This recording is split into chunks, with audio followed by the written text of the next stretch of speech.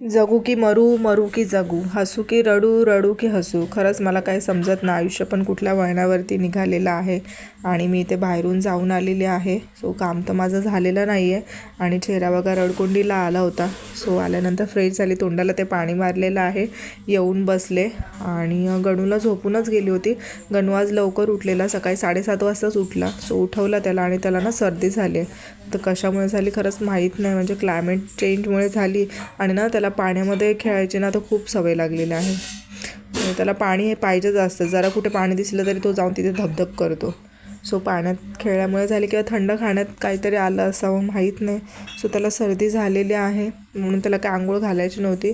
मग मी त्याला गरम पाण्याने पुसून काढलं, नाश्ता वगैरे भरवला, खेळला मग तो थोडासा वेळ आणि झोपवलं त्याला. आणि झोपल्याच्या नंतर मी गेली माझ्या कामासाठी. ते पण माझं काम झालं नव्हतं आणि मग घरी येऊन बघते म्हणजे असं रडकुंडीला आली होती.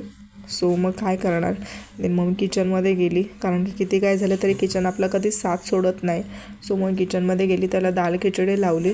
भाजी चपाती तर सकाळीच झाली होती. सो काय करणार. आणि हे आहे संध्याकाळचं शूट.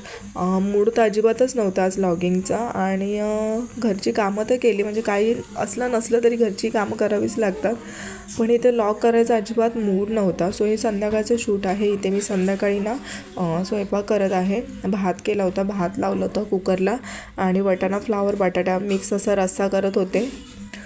सो आणि पहिले इथे ना गणूला मी दाल चपाती देणार आहे. काल दूध चपाती झाली. सो आजचा टर्न होता तो डाळ चपाती. सो इथे मी डाळ लावत आहे, फोडणीची डाळ करते आणि चपाती तर आहे सकाळची.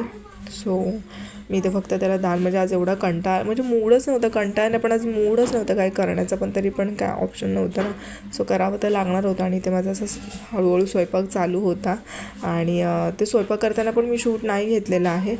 तर ना म्हणजे तो स्वयंपाक तर करत होती पण मोबाईल शूट घ्यायला पण मला असं जीवावरती येत होतं. सो काही आजचा लॉग हा असाच होता कारण की काय बोलणार ना.